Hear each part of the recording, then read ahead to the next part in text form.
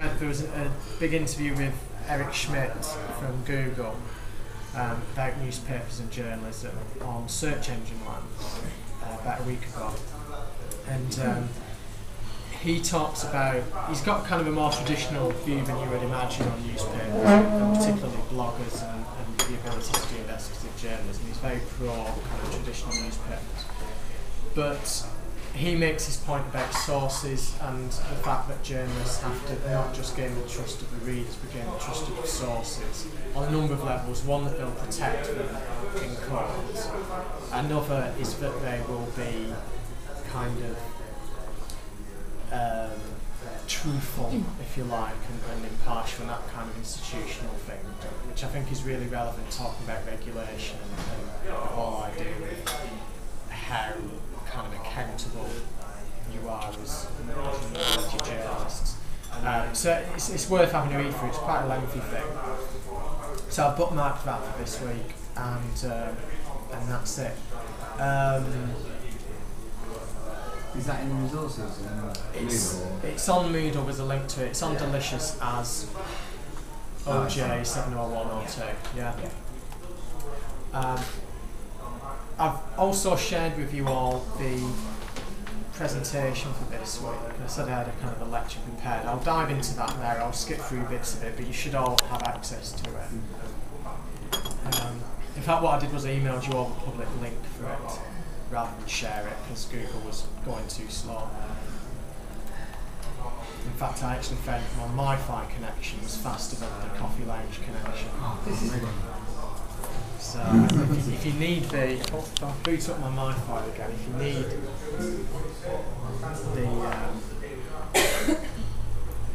Is that on 3? That's on 3, isn't it? No, this is Vodafone. Oh, Let's try it. The code to access it is on the inside of the thing, so this is when it probably runs out of batteries. I must say the battery isn't, this is a review copy, and the battery doesn't seem to last as long as you would like. But anyway, so if anyone needs a different Wi-Fi connection, I'll pass that to you. It's just booting up now, so you won't be able to see it yet. I don't need it. I won't get it. Has everyone got the presentation up? No, yeah, but I can see it. Right, this Wi-Fi should become visible in a minute. It's INHS 232A9C1 is the name of the Wi-Fi connection. And the password is on the back of there. There you go, it's live now. The other downside of this is you don't appear to be able to plug it in and run it. So you have to charge it or use it. It'll probably only take about 5 devices as well. Yeah, it's about 5, yeah.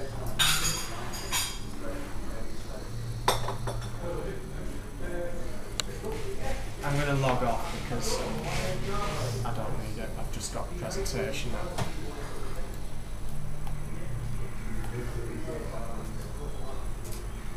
Okay, so I've skipped to slide 5. There's a resource called the Online Community Cookbook, which is in the links for this week, she's got loads of useful stuff in it, and one of the things that stands out for me in it is this idea that journalism as forum is just as important as journalism as fact. And if you want to get particularly academic about this, you can look at the idea of the public sphere and Habermas. I don't know if you know about this, but there's this whole idea. It's really weird reading back and the parallels with the current time. But in the 18th century, Habermas argues there was the need for people, for merchants, people in business, to have a space to come together and have discussions about politics and various shared issues. And he suggests that previous to that, the kind of power was just represented before the people. So the Parliament made decisions and said, here's our decisions, and that was it. but you had this increasingly powerful commercial class, if you like, the bourgeoisie, who needed to be able to discuss that when they met in coffee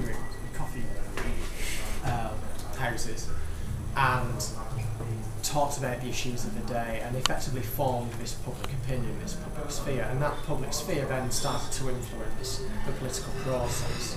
So it became this aspect of power, and Habermas, who was a German, I think, and his stuff was in German, wasn't translated into English for about 27 years, but he argued that England was the first, and Britain was the first place where this kind of public sphere emerged because of the press, and the press as a platform to be able to communicate this information, and information about power.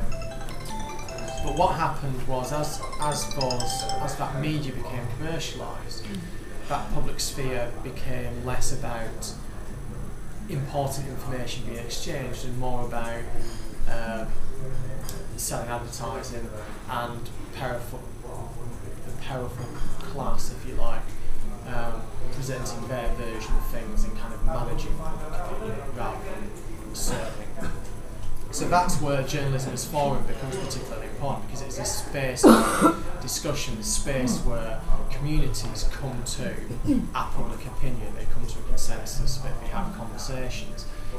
And it's interesting that now you almost see a similar demand. You've got you can call it an information class, if you like, a community of people that need information, that are demanding data and transparency and so on, that's not being served by the current processes and the current media, and are creating their own information spaces now that they have the means to do so. So there's a whole thesis there to be written, but I think that's an interesting area to explore. More practically speaking, if you go to the next slide, there's this quote from the Racine Journal Times in Wisconsin, found that by allowing users to make comments, the number of users who visit the site regularly more than doubled, and page views more than tripled. So there's an obvious commercial reason in terms of page views and stickiness. The UGC at the BBC study found that, really interestingly, the people who were least engaged with the news and weren't actually likely to comment themselves, they said that the actual fact that comments were allowed on a site made them more likely to read it. It was almost as if just that signal being sent out that we are interested in your views made them more engaged and involved, even if they wouldn't comment themselves.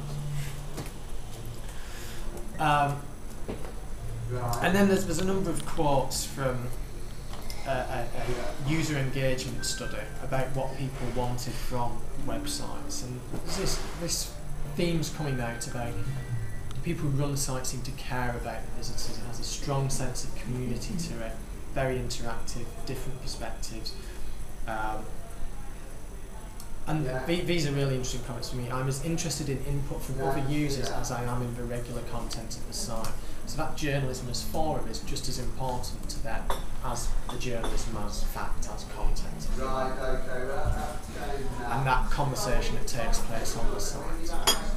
And in some cases, I've kind of said before, but for me, one of the big advantages that local newspapers have, and they're not making real fault, is that they are the equivalent of the city centre square, if you like Victoria Square in Birmingham. It doesn't necessarily do anything in itself, but it's a place that everyone knows and can go to. So it's somewhere that people can arrange to meet because everybody knows where it is. And that's kind of the role that a local newspaper website or a specialist newspaper website has. It's a place that everyone can agree to congregate on. So, there's obviously different kinds of communities. The typical ones that you're focusing on are geographic communities and communities of interest. But I think we've established it can be much broader than that. You can have a theme. So I've mentioned weddings here, which is an example of a community around a common purpose, which we kind of talked about earlier.